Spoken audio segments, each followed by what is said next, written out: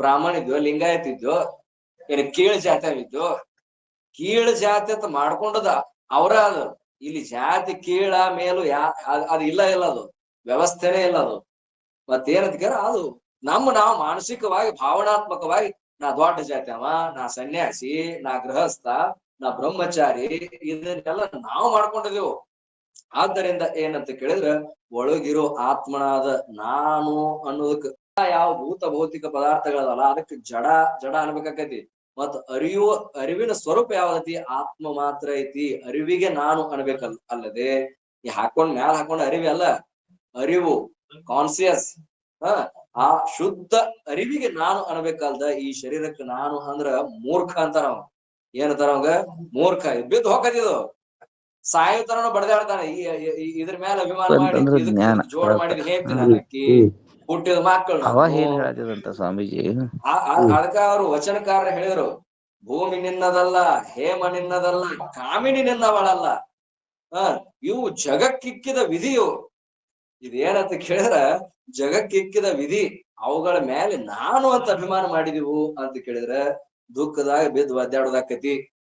ದುಃಖದೊಳಗ ಕರ್ತವ್ಯ ಏನೈತಿ? ಪ್ರೀತಿಯಿಂದ ಮಾಡ್ರಿ, ಮೋಹದಿಂದ ಮಾಡಬೇಡ. ಇದು ನಂದು ಅಂತ ತಿಳ್ಕೊಂಡು ವ್ಯವಹಾರ ಮಾಡಬೇಡ. ಮಣಿ ನಂದು ಅಂತ ಮೋಹ ಮಾಡಿ ವ್ಯವಹಾರ ಮಾಡಬೇಡ. ಮತ್ತೇನಂತ ಕೇಳಿದ್ರ ಇದು ನಾ ಹುಟ್ಟೇನಿ, ಇದು ಜಗಕ್ಕಿಕ್ಕಿದ ವಿಧಿ. ಜಗತ್ತಿನೊಳಗ ನಾ ಹೆಂಗಿರ್ಬೇಕು, ಇದನ್ನೆಲ್ಲ ಹೇಳ್ತೀನಿ, ಹೆಂಗ್ ನಡೆಸ್ಕೋಬೇಕು, ಮಕ್ಕಳ ಹೆಂಗ್ ಪ್ರೀತಿಯಿಂದ ನಡೆಸ್ಕೋ.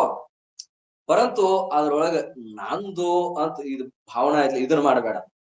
ಅದು ದುಃಖಕ್ಕೆ ಮೂಲ ಆಕತಿ. ಅದು ಅದಕ್ಕೆ ಏನಂತ ಕೇಳಿದ್ರ ಈ ಈ ಈ ಈ ಸ್ಥೂಲ ಶರೀರ ಹೆಂಗೈತಿದು ಜನ್ಮ ಮರಣಕ್ಕೆ ಒಳಪಡ್ತೈತಿ. ಆದ್ರ ನಾ ಹೆಂಗದನಿ ನ ಜಾಯತೆ ಮ್ರಿಯತೆ ವಾ ಕದಾಚಿತ್ ನಾಯಂ ಭೂತ್ವಾ ಭವಿತಾವಾನ ಭೂಯಃ ಅಜಃ. ಅಜಃ ಅಂದ್ರೇನು? ಹುಟ್ಟಿಲ್ಲ, ಅದೈನಿ ಯಾವಾಗ್ಲೂ ಇರೋವ ನಾನು, ಹುಟ್ಟಿಲ್ಲ. ನಿತ್ಯ ಯಾವಾಗ್ಲೂ ಇರೋವ. ಅಜಃ ನಿತ್ಯ ಶಾಶ್ವತ. ನನಗೆ ಇಲ್ಲನು ಮಾತ ಇಲ್ಲ. ಅಜೋ ನಿತ್ಯ ಶಾಶ್ವತೋ ಎಂ ಪುರಾಣೋ. ಬಾಳ ಹಳೆವ್ ನಾನು. ಈ ಶರೀರ ಯಾವಾಗ ಹುಟ್ಟೈತಿ? ಈಗ ಹುಟ್ಟೈತಿ. ಇದಕ್ 100 ವರ್ಷ ಆಯುಷ್ ಐತಿ. ಮತ್ ಸತ್ ಹೋಗತಿ. ನಾ ಹೆಂಗದನಿ ಇಂಥ ಶರೀರಗಳನ್ನ ಸಾಕಷ್ಟು ತೊಡ್ಕೊಂಡ್ ಬಂದನಿ. ಅಜ್ಞಾನದಿಂದ ಆ ಶರೀರಕ್ಕೆ ನಾ ಅನ್ನಕತ್ತೇನಿ. ಆ ಅಜ್ಞಾನವನ್ನು ನಿವಾರಣೆ ಮಾಡ್ಕೊಳ್ಳೋ ಕರ್ತವ್ಯ ಐತಿ. ಆದ್ದರಿಂದ ಏನಂತ ಕೇಳಿದ್ರ ಈ ಸ್ಥೂಲ ಶರೀರ ನಾ ಅಲ್ಲ. ನಾ ಹೆಂಗದನಿತ್ಗ ನಾ ಸಾಯವನು ಅಲ್ಲ, ಹುಟ್ಟಾವನು ಅಲ್ಲ. ನಾ ಸದಾ ಭಾವರೂಪನಾಗಿರುವುದರಿಂದ ಈ ಅನ್ನಮಯ ಕೋಶ ನಾನು ಅಲ್ಲ, ನಂದು ಅಲ್ಲ. ನಾನು ಅಲ್ಲ, ನಂದು ಅಲ್ಲ. ನಾನು ಸದಾ ಭಾವರೂಪನಾಗಿರುವೆನು. ಅದುದರಿಂದ ಉತ್ಪತ್ತಿ ನಾಶರಹಿತನಾಗಿ ಇದರಿಂದ ವಿಲಕ್ಷಣನಾಗಿದ್ದೇನೆ. ಆದ್ದರಿಂದ ಈ ಅನ್ನಮಯ ಕೋಶವು ನಾನಲ್ಲ, ನನ್ನದು ಅಲ್ಲ. ಈ ಅನ್ನಮಯ ಕೋಶ ನಾ ಅಲ್ಲ, ನನ್ನದು ಅಲ್ಲ. 3ನೇ ಕಲಾದೊಳಗ ನಾ ಅಲ್ಲ ಅಂತ ಯಾಕೆ ಹೇಳಿದ್ರು? ಸ್ಥೂಲ ಶರೀರಕ್ಕ ನಾ ಅನ್ನಮಯ ಕೋಶ ಅಂತ ಹೇಳ್ಯಾರ. ಈಗ 3ನೇ ಕಲಾದೊಳಗ ಸ್ಥೂಲ ಶರೀರಕ್ಕೇನೆ ಅಲ್ಲಿ ಸ್ಥೂಲ ಶರೀರ ಅಂದ್ರು, ಇಲ್ಲಿ ಅನ್ನಮಯ ಕೋಶ ಅಂದ್ರು. ಅಲ್ಲಿ ಸ್ಥೂಲ ಶರೀರ ನಾ ಅಲ್ಲ ಅಂತ ಯಾಕೆ ಹೇಳಿರಲ್ಲಿ? ಆ ಸ್ಥೂಲ ಶರೀರದ 25 ತತ್ವಗಳನ್ನ ಅರಿತೀನಿ. ಆದ್ದರಿಂದ ಆ ಸ್ಥೂಲ ಶರೀರ ನಾ ಅಲ್ಲ ಅಂತ ಅಲ್ಲಿ ಒಂದು ಬೇರೆ ಪ್ರಕ್ರಿಯೆ ಹೇಳಿರಲ್ಲಿ. ಆದ್ರೆ ಇಲ್ಲಿ ಪ್ರಕ್ರಿಯೆ ಸ್ವಲ್ಪ ಬದ್ಲಿ ಮಾಡಿದ್ರು. ಇಲ್ಲಿ ಅನ್ನಮಯ ಕೋಶ ಅಂತ ಹೆಸರಿಟ್ರ. ಅನ್ನಮಯ ಕೋಶಕ್ಕಿಂತಲೂ ನಾ ವಿಲಕ್ಷಣ ಹೆಂಗ್ ಅದನಿ ಅಂತ ಕೇಳಿದ್ರ ಇದು ಸ್ವಲ್ಪ ಹೆಚ್ಚಿನ ಅಧಿಕಾರಿಗೆ ಪ್ರಮಾಣಗಳ ಮೇಲೆ ಅವನಿಗೆ ನಂಬಿಕೆ ಬರ್ಲಿ ಅನ್ನೋ ಉದ್ದೇಶದಿಂದ. ಯಾಕೆ ಪ್ರಮಾಣಗಳ ಮೇಲೆ ನಂಬಿಕೆ ಇಲ್ಲ ಅಂದ್ರ ಮನುಷ್ಯ ಯಾವ್ದ್ರೊಳಗ ಪ್ರವೃತ್ತಿ ಆಗಂಗಿಲ್ಲ. ಈಗ ಒಂದು ಹುಡುಗ ಕೊಡಾಕತ್ತಿದ್ವಿ ಅಂದ್ರ ಆ ಹುಡುಗನ ಮೇಲೆ ನಂಬಿಕೆ ಇಲ್ಲ, ಹುಡುಗಿನ ಕೊಡ್ತೀವ? ಆ ಹುಡುಗಿ ಪ್ರವೃತ್ತಿ ಆಗಂಗಿಲ್ಲ, ಗಂಡನ್ ಕೂಡ. ಅದರಂತೆ ಏನಂತ ಕೇಳಿದ್ರೆ ಶಾಸ್ತ್ರಗಳ ಮೇಲೆ ನಂಬಿಕೆ ಇಲ್ಲ ಅಂದ್ರ ಮನುಷ್ಯ ಶಾಸ್ತ್ರದಲ್ಲಿ ಪ್ರವೃತ್ತಿ ಆಗಂಗಿಲ್ಲ. ಅದಕ್ಕೆ ಏನಂತ ಈ ಶಾಸ್ತ್ರದ ಮೇಲೆ ಪ್ರೀತಿ ಬರ್ಲಿ ಅನ್ನೋ ಉದ್ದೇಶದಿಂದ ಅವ್ರು ಏನ್ ಮಾಡಿದ್ರು, ಈ ಅನ್ನಮಯ ಕೋಶಕ್ಕಿಂತ ನಾ ಹೆಂಗ್ ಬೇರೆ ಅದೀನಿ? ಅನ್ನಮಯ ಕೋಶ ಉತ್ಪತ್ತಿ ನಾಶ ಉಳ್ಳದ್ದೈತಿದು. ಹುಟ್ಟಕ್ಕಿಂತ ಮೊದಲು ಇಲ್ಲ, ನಾಳೆ ಸತ್ತ ಮೇಲೂ ಇದಿರಂಗಿಲ್ಲ. ಮತ್ ನಾ ಹೆಂಗದೇನಿ? ಶುದ್ಧ ಅರಿವಿನ ಸ್ವರೂಪನಾದ ನಾ ಹೆಂಗದೇನಿ? ಆತ್ಮ ಸದಾ ಭಾವರೂಪನಿದ್ದೇನೆ. ಆದ್ದರಿಂದ ಈ ಅನ್ನಮಯ ಕೋಶಕ್ಕಿಂತಲೂ ನಾನು ಬೇರೆಯಾಗಿದ್ದೇನೆ. ಈ ಅನ್ನಮಯ ಕೋಶವು ನಾನಲ್ಲ ಮತ್ತು ನನ್ನದಲ್ಲ. ಇದು ಸ್ಥೂಲ ದೇಹ ರೂಪವಾಗಿದೆ. ನಾ ಯಾಕಲ್ಲ ಅಂತ ಕೇಳಿದ್ರೆ ಅದು ಜನ್ಮ ಮರಣಕ್ಕೆ ಒಳಪಟ್ಟೈತಿ. ಅದು ಅಭಾವಕ್ಕೆ ಒಳಪಟ್ಟೈತಿ. ಆದ್ದರಿಂದ ಅದು ನಾ ಅಲ್ಲ. ಯಾಕ? ನಾ ಭಾವರೂಪನಾಗಿದ್ದೇನೆ. ಮತ್ತ ನಂದ್ ಯಾಕಲ್ಲ ಅಂತ ಕೇಳಿದ್ರೆ ಪಂಚಭೂತಗಳದ್ದೈತಿದು. ಹೇಳಿದಿವಲ್ಲ, ಈಗ ನಾಳೆ ಈ ಶರೀರ ಬಿತ್ತಂದ್ರ ಮಣ್ಣಾಗ ಇಡ್ತಾರ ಇದನ್ನ. ಏನ್ರಿ ಆಕಾಶದ ಭಾಗ ಆಕಾಶಕ್ಕೆ ಹೋಗತಿ. ಇದ್ರೊಳಗ ಐದ್ ಅಂಶ ರೀ ಅದಾವ ಅನ್ನೋದ್ ಐತಿಲ್ರಿ ಗಟ್ಟಿ ನಿಮಗ. ಇನ್ನೊಮ್ಮೆ ಹೇಳ್ಕೊಂಡ್ ಬರ್ತ ನೋಡ್ರಿ ಅದನ್ನ. ಆಕಾಶ, ವಾಯು, ಅಗ್ನಿ, ಜಲ, ಪೃಥ್ವಿ. ಆಕಾಶದ ಭಾಗ ಹೆಂಗೈತ್ರಿ ಈ ಸ್ಥೂಲ ಶರೀರ ಒಳಗಂದ್ರ ದಿವಸ 4 ರೊಟ್ಟಿ ಹಾಕಿ ನೋಡ್ರಿ, ಒಳಗ್ ಕೊಳ್ಳ ಜಾಗ ಐತ್ಲ. ಆಕಾಶ ಇದ್ದಾಗನ ವ್ಯವಹಾರ ನಡೆಯಕತೈತಿ. ಇಡೀ ನಮ್ಮ ರಕ್ತ ಏನು ನರಗಳದಾವಲ್ಲ, ನರಗಳಲ್ಲಿಯೂ ಕೂಡ ಆಕಾಶ ಐತಿ. ಆಕಾಶ ಇಲ್ಲ ಅಂದ್ರೆ ಅಲ್ಲಿ ಅವಕಾಶ ಕೊಟ್ಟದಕ್ಕೆ ಆಕಾಶ ಅಂದದಿವು. ರಕ್ತ ಹರಿದಾಡ್ತೈತಿ ಅಲ್ಲಿ ಆಕಾಶ ಐತಿ. ಆದ್ದರಿಂದ ಆಕಾಶದ ಅಂಶನು ಈ ಶರೀರದೊಳಗ ಐತಿ. ಇನ್ನು ವಾಯುವಿನ ಅಂಶ ಅದ್ ಎಲ್ಲರಿಗೂ ಗುರ್ತೈತಿ. ಉಸಿರಾಡೋದು ನಿಂತಂದ್ರ ಹೋಗೈತತಾರ ಐತಿ, ವಾಯುವಿನ ಅಂಶನೂ ಐತಿ. ಆಮೇಲ ಅಗ್ನಿ ಅಂಶ, ಅಗ್ನಿನೂ ಬೇಕೇ. ಅಗ್ನಿ ಕಡಿಮೆ ಆತಂದ್ರ ನೀವು ನಡಗಕ್ ಹತ್ತಾನ, ಕುಂಡ್ರತಾನ. ತಿಂದದ ಕರಗಂಗಿಲ್ಲ, ಕರಗ್ಲಿಲ್ಲ ಅಂದ್ರ ಒಳಗ್ ಹೋಗಿದ್ ಹೊರಗೆ ಬರಂಗಿಲ್ಲ. ಪೂರಾ ಡಿಮ್ ಆತಾರ. ಮೊದಲು ಮೈ ತಂಪಾಗೈತ್ರಿ, ಐದ ಹೋಗ್ಯಾಳ ನೀನ್ ಡಾಕ್ಟರ್ ಕರ್ಸಿರ್ತಾರ ಅಂತಾರ. ಡಾಕ್ಟರ್ ಕರ್ಸ್ರಿ, ಹೋಗ್ಯಾಳ ನೋಡತ್ತನ ತಂಪಾಗೈತಿ ಮೇಯ. ಮಣ್ಣೊಂದ ಏನಾತು, ಈ ತಿರ್ಕೊಳ್ಳೋ ಸಂದರ್ಭದಾಗ ಆ ಮಕ್ಕಳು ಎಲ್ಲಾರು ಬಂದ್, ತಮ್ಮ ಬಾ, ಐ ಬಾಯಾಗ ನೀರ್ ಹಾಕ್ಬಾ, ನೀರ್ ಹಾಕ್ಬಾ ಚಿತ್ ಮಡಗಿಸಿರ್ತಾರ. ಚಿತ್ ಮಕ್ಕೊಂಡು ಒಮ್ಮೆ ನೀರ್ ಕುಡುದ್ ನೋಡಿರ ನೀವು? ಕುಡುದ್ ನೋಡಿರೇನ್ ಯಾರ್ರೆ? ಕುಡಿಯಾಕ ಬರಂಗಿಲ್ಲ. ಅಲ್ಲಿ ಬ್ಯಾರೆ ಕಡೆ ಹೋಗತ್ ಕೆಮ್ಸಾಕ್ ಹತ್ತತಿ. ಆದ್ರೆ ಏನ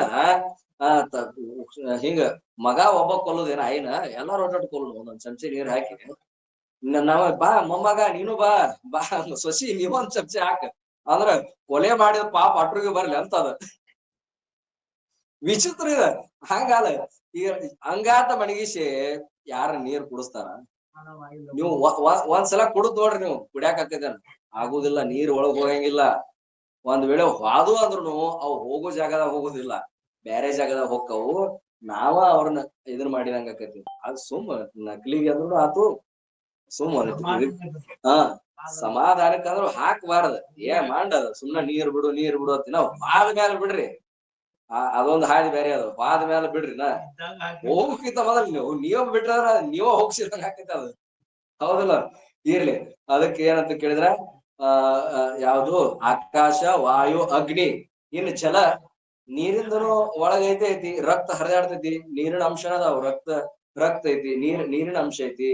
ಇನ್ನು ಪೃಥ್ವಿ, ಈ ಮಾಂಸ ಅದು ಎಲ್ಲ ಅದಾವ ನೋಡ್ರಿ, ಗಟ್ಟಿನ ಭಾಗ ಎಲುವುದು ಎಲ್ಲ ಇದು ಪೃಥ್ವಿ ಅಂಶನ ಐತಿ.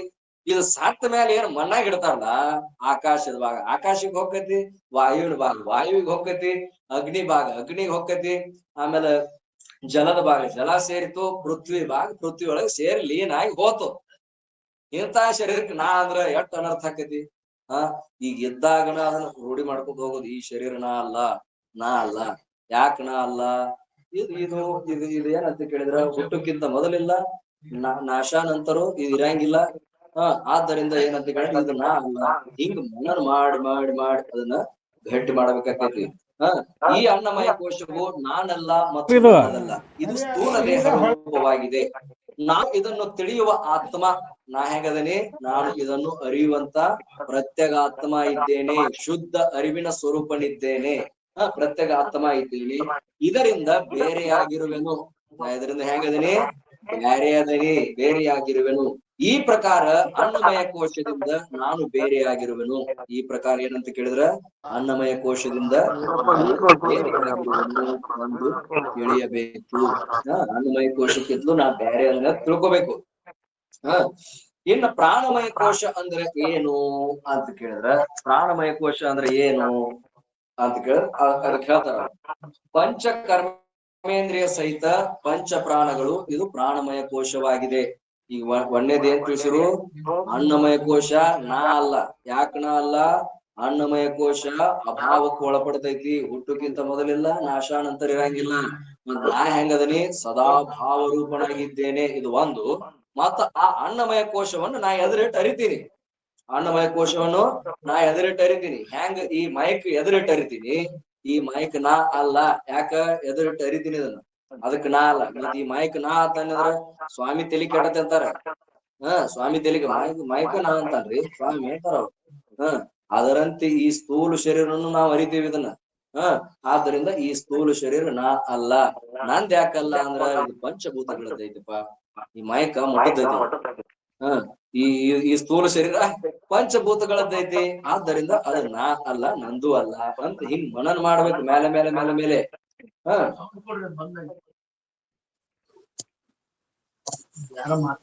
ಮೇಲೆ ಮೇಲೆ ಮೇಲೆ ಮನನ ಮಾಡ್ಬೇಕು. ಹ ಇನ್ನು ಪ್ರಾಣಮಯ ಕೋಶ